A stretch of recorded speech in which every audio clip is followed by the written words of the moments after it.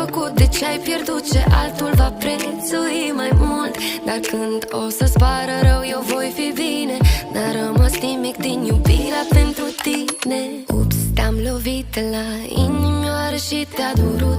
Ai încercat să o lovești și pe mea de la început, dar n-ai cum să distrugi ce-a fost distrus odată. Eu am fost slabă și n-o să mai fiu vreodată.